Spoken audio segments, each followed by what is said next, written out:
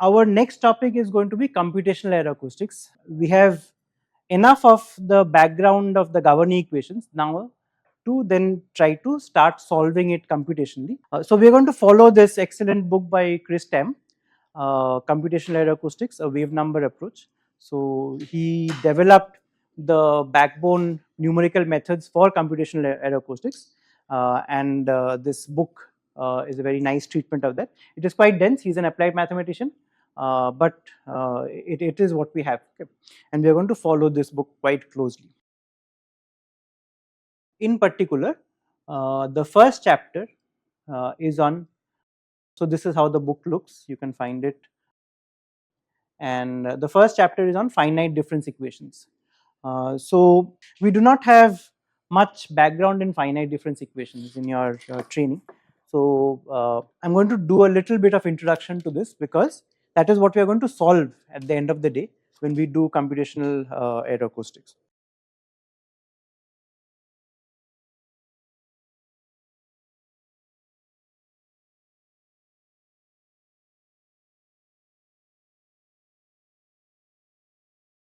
So if you have done any computational work, you would know that in physics problems we have ordinary differential equations or partial differential equations.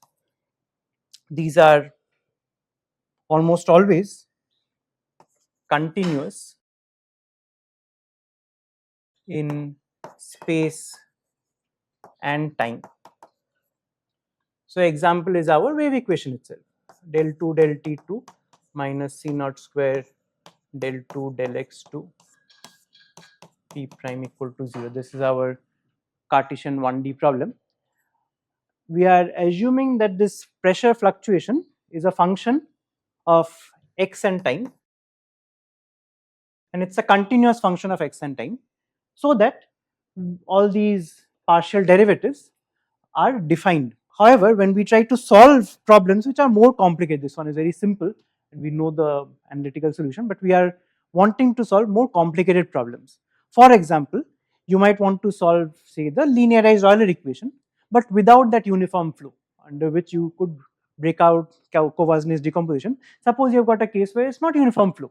For example, there is some non-uniform flow in this room because of, say, the AC vents delivering air to you, and I want to understand how does the acoustic waves suffer in passing through that curtain of air.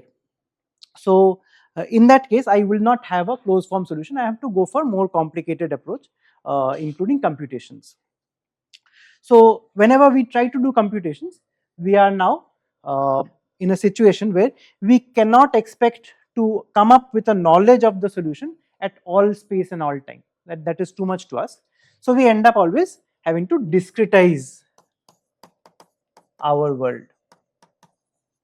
So in space and time.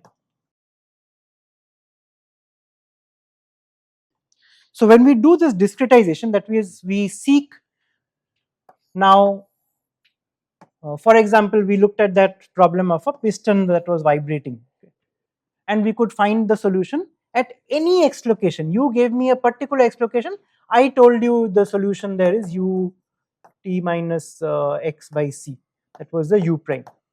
I could give it to you at any x location. But when you have a more complicated problem, say where the medium is changing, suppose the medium is changing because I've got a heat source in the middle of this pipe, okay, and so that is changing the medium properties. So then it won't be so nicely behaved. So then I would typically have to discretize the domain into with a grid, on a grid, and I'll only be able to find the solution for pressure, particle velocity fluctuation, all of them only at these grid points. And so these kinds of derivatives, they have to be evaluated on that grid, which is the essence of finite difference. So I'll do a little bit of treatment to see how we can obtain the simplest of finite difference equations, and then what does that tell us, where is the approximation and so on. So what is the simplest ordinary differential equation that you can think of? So I'll make it good. Simplest ODE dx dt equal to minus alpha t, please. Okay. or yeah, minus alpha, or sorry, minus alpha x. So I'm going to look at this equation, and then we are going to see what we get when we start to discretize it. Now, you already know of various ways of discretizing the time derivative. So, there is a difference between space and time, philosophically also, and in our computations also, in the sense that we typically have got an initial condition to start from, and then we typically have to march in time, because our governing equations, our physics are also history dependent. So, they do not depend on future states. That is called causality. It's called causality. So, systems are causal. That is, the effect cannot precede the cause. The cause must precede, and then the effect will show up.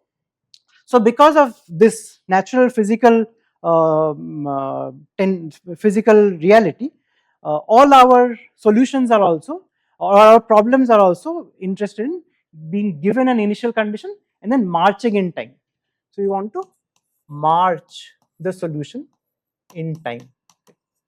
Whereas in space it's different, because in space typically you know what is happening all of space now, and you want to find out what is happening at a later time. So that's the time. But if you want to find out what is happening in space, you typically have the knowledge everywhere. So you don't have to march in space in that same sense. So we'll see that our numerical methods also have to distinguish between space and time because of this natural reality.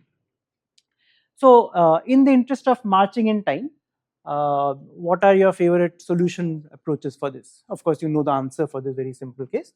X equal to, or sorry, I have used y in my notion in my notes, and you will be given that y of t is equal to 0 equal to some y0. So then your solution will be the usual exponential. So y of t is equal to y0 e to the power minus alpha t. So you know this, but pretend that you don't know. Okay, please humor me. Pretend that you don't know this. So then what will you do? Okay, let me just go through those assumptions. So you do a forward Euler step, backward Euler. You have heard of this, all of you, right? And then something more sophisticated. We'll look at that. So let's say we do the simplest of things, forward Euler. So forward Euler is that you say that dx dt is equal to x of t plus delta t minus x of t, sorry, okay, x is fine, by delta t.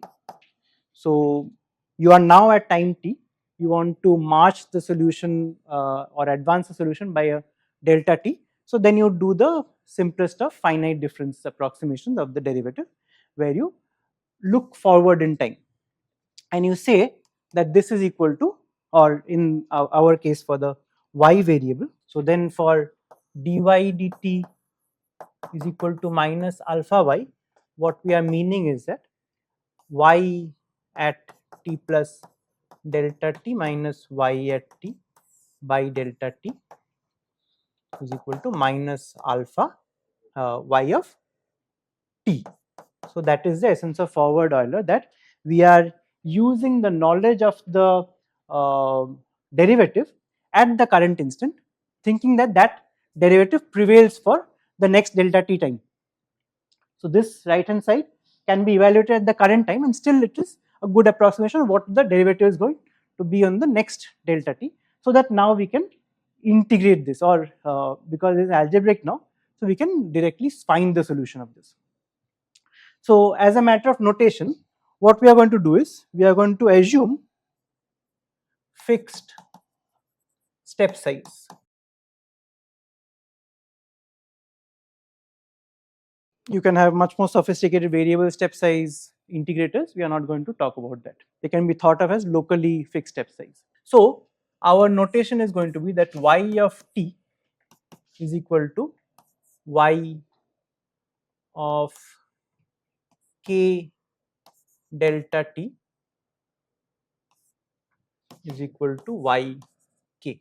So that's the definition of yk, that y subscript k is going to be the y evaluated at t is equal to k delta t at the kth sample. So you start from y0, you go up to whatever future you want to predict. So in this notation then, my equation is yk plus 1 minus yk by delta t is equal to minus alpha yk.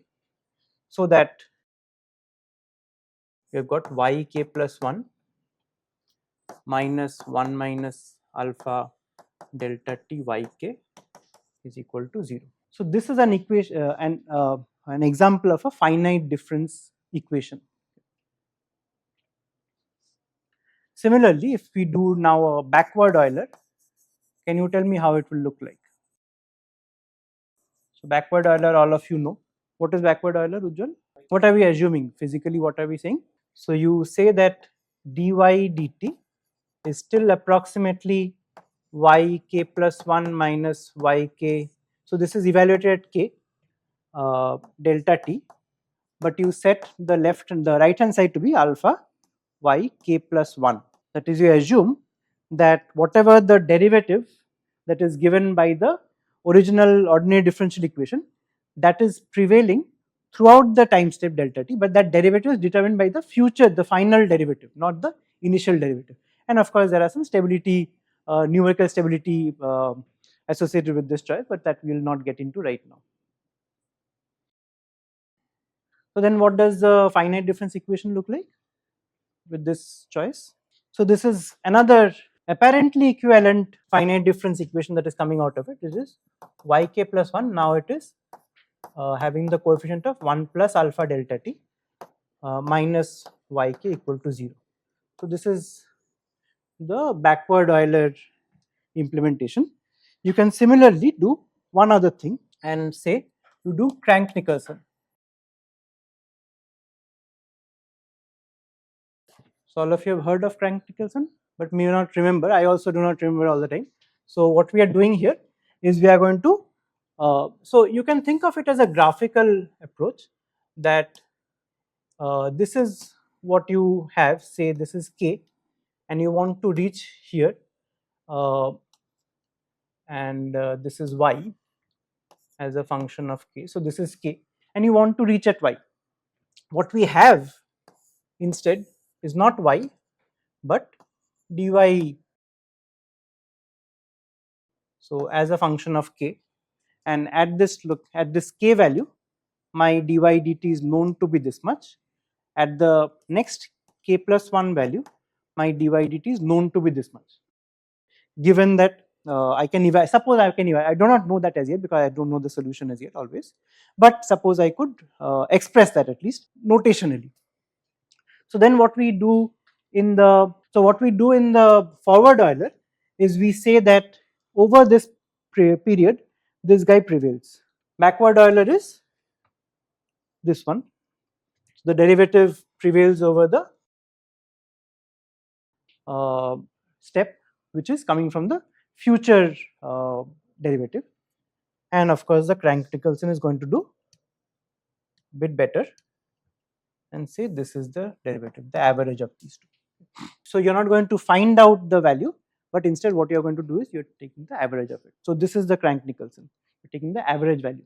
So mathematically what we are doing is we are saying that again dy dt at the kth instant is yk plus 1 minus yk by delta t, and now you're going to approach this as yk plus 1 plus yk by 2, which is the average of the right hand side of the two snapshot, the two time instants. The original right hand side being minus alpha y. So now what does it look like? The finite difference equation. So it will be 1 plus alpha delta t by 2 yk plus 1 minus 1 minus alpha delta t by 2 yk equal to 0. So this is the Crank-Nicholson scheme. So again another form of a finite difference equation, another example of a finite difference equation. All of these come from our various ways of addressing this inherently non-trivial task of approximations, okay, discretizations. So in general, we can write a form of a general finite difference equation that we have talked about now. So general linear, we are going to stay with linear for now, linear finite difference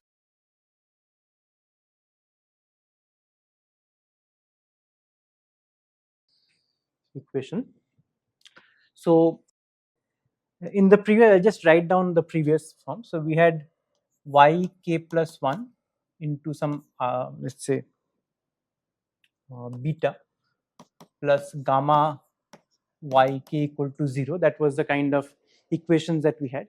Now I'm going to make this much more general and write equations like yk plus n plus a1 k yk plus n minus 1 plus a2 k yk plus n minus 2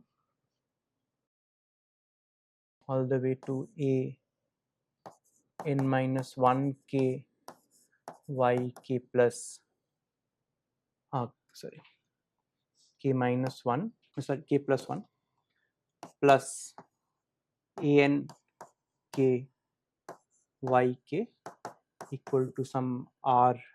So what all extra complexities do you see compared to this one, or additional generalization do you see? It's a forcing term, not a remainder, but a forcing term. Yes, so there is indeed a forcing term or an inhomogeneity. Okay, so it's not a homogeneous equation necessarily, and that is a function of k. Remember, k is a stand-in for time. So it's a time varying forcing, okay, which is something that you have very well studied in your vibration courses. Say, got a vibrating spring mass damper system, you must have studied that, right? No? Fourth year, fifth year BTech students of aero. So you've got a spring mass damper and you're doing something to it. You're pulling it down, so that is you doing it. So you know what you're doing. That's a forcing term. That's not part of the solution. Okay, and what else? What other generalization have we done here? Yeah, so we are indeed written in nth order, which I'm going to define. Thank you soon. But what else have I done additionally? Digital complexity, k dependency of the A2. What is that called? K is just a index of time. So remember that we have discretized time by delta t, and k is just the index of time. I am looking for solutions at k equal to 0, which is t is equal to 0, at k is equal to 1, which is t is equal to delta t, and so on. Equations are changing with time. So these are called variable coefficient. Variable coefficient problems. Can you think of an example from what we have already discussed in this course of a variable equation, not a difference equation, but a variable equation, differential equation, variable coefficient differential equation? Yes, but we are talking about a linear equation. You are not wrong, you are correct. What about a linear equation with variable coefficients? Have we derived such an equation? Yes, yes. In case of a non-uniform flow, our material derivative d0 t of say density fluctuation is going to have a del rho prime del t plus u0, even for a 1D problem, is going to have u0 del rho prime del x, and that u0 can be a function of x in this case. In this case, x is the variable of interest, and we are allowing this u0 to be a function of x. It's not a constant, it's not a uniform flow, and in this case, the problem is much more complicated, and it's an example of a variable coefficient. In this case, we have the partial differential equation, but if you think of this as just a function of x as the independent variable, then also if you allow this u0 to be a function of x, then you have a variable coefficient system. So as a matter of definition, and again following on your intuition from differential equations, so this is a definition. So order of finite difference equation is difference between or max and min indices of the solution variable. So for this case, the max index is k plus n, the minimum index is k, so the order is n. So our example, y k plus n is max index solution variable, and yk is min index solution variable. So order is n. So just for some practice in nomenclature, let's try to name these animals. So first example is yk minus 2 to the power k, yk minus 1 plus 4 yk minus 2, sorry, is equal to 0. So what kind of equation is this? Is it a linear equation? Linear equation because there are no quadratic terms in y. So y is, the solution variable is linear. So this is indeed linear. What else? Constant coefficients? Variable coefficient because of this guy. So the variable coefficient. What else? No forcing. So it's inhomogeneous. Sorry, homogeneous. And the order? Second order.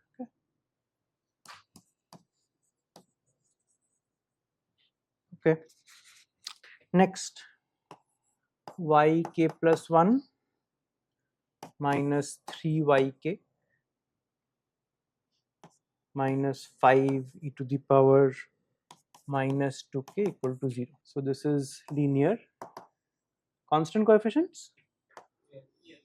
Constant coefficients. Inhomogeneous definitely. So that is the inhomogeneity. Notice that it doesn't contain the y. So it is not a solution term, it's a forcing term. Inhomogeneous, and what else? Second order. Sorry, first order. Yk plus 1 minus 2yk square is equal to 0. Non-linear because it is yk square is there. What else? Homogeneous. What else? Constant coefficient.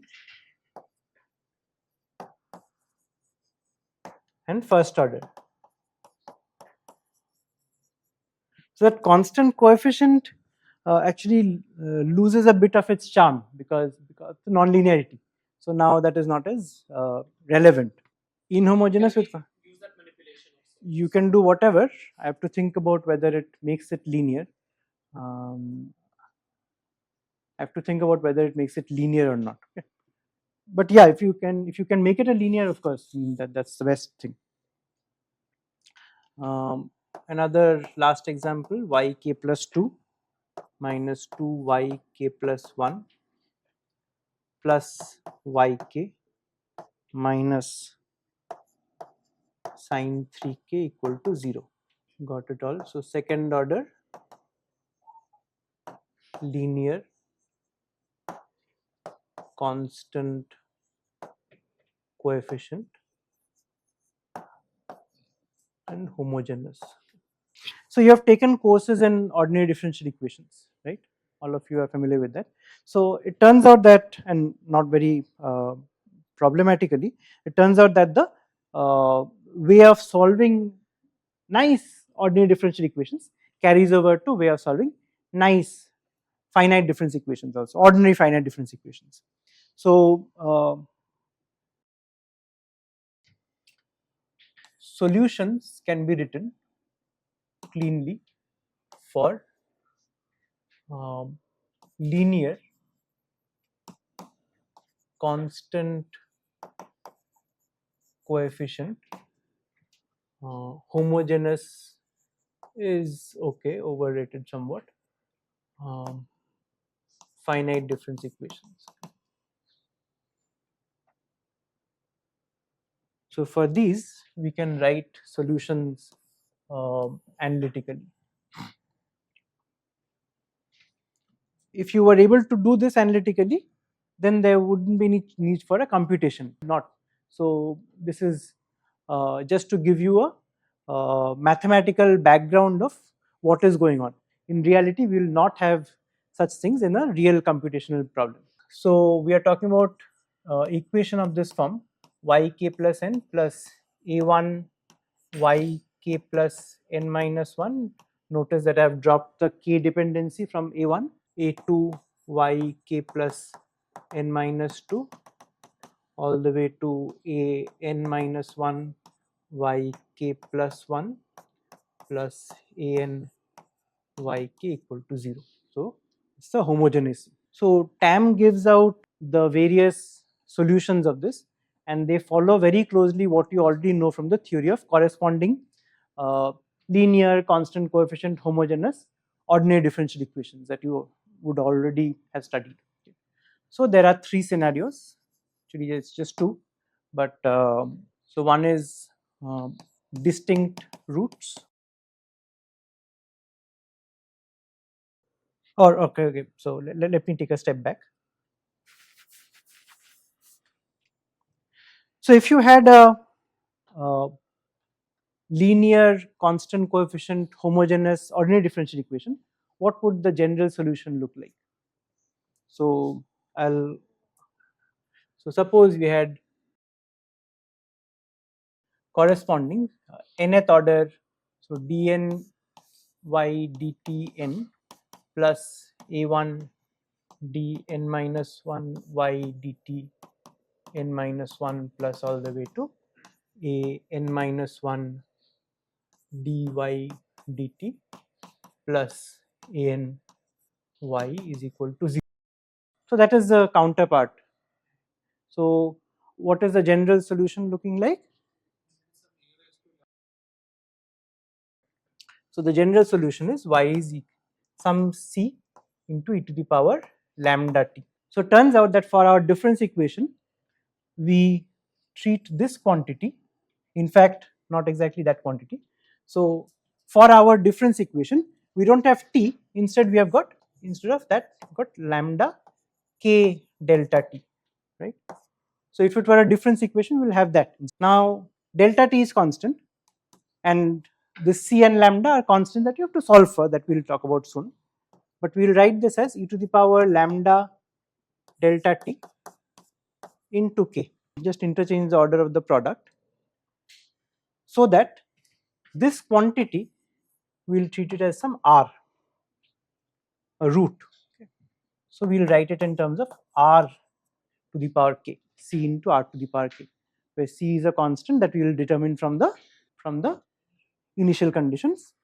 R is a root that we will determine from the characteristic polynomial, so jog your memory, characteristic polynomial, and k is of course the instant that we need the solution at, so yk. Okay. So this is what we are going to propose as the, or claim as the general solution. So general solution is going to be y is equal to some c r to the power k, yk is equal to c r to the power k. Similar to what you did with the ordinary differential equation, you are going to plug this solution into the governing equation. So let's do that. C r to the power k plus n plus a1 c r to the power k plus n minus 1 all the way to a n minus 1 r to the power k plus 1 c plus a n c r to the power k is equal to 0. You are going to take c into r to the power k constant, common. So, and you are going to get that r to the power n plus a1 r to the power n plus n minus 1, a2 r to the power n minus 2, a n minus 1 r plus a n is equal to 0. So this is the characteristic equation.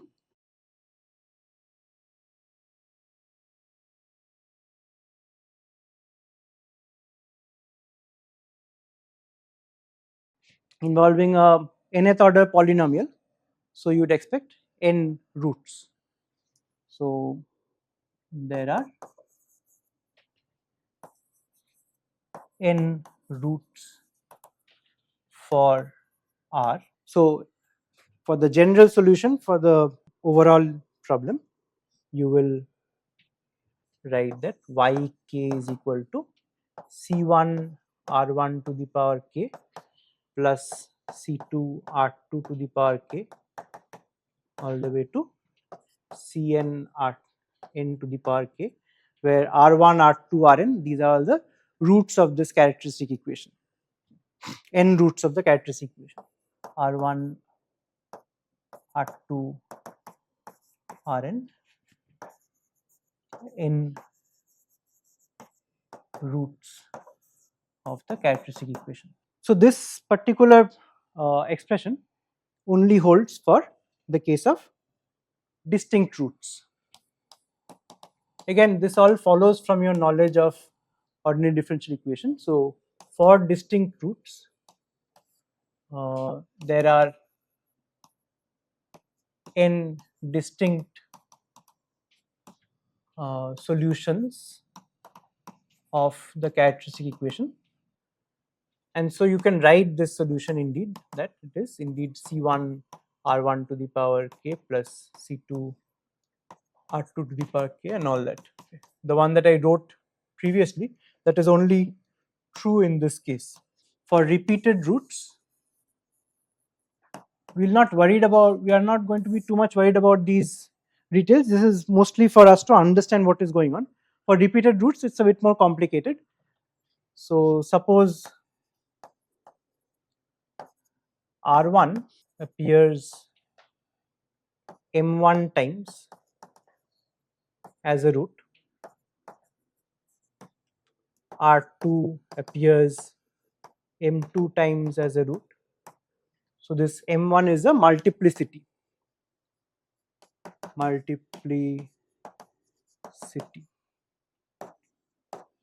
and so on. So then the solution corresponding to R1 will look like 1 plus d2k plus d3k square plus d m1 minus 1 k to the power m1 minus 1 times r1 to the power k. So this is corresponding to the first root, and then more of the roots are there. So this is just for academic purpose for us now, because we are not going to solve these equations by hand. Instead, what we are going to do is get back to our equation and then see what it is doing in terms of these analysis. Okay.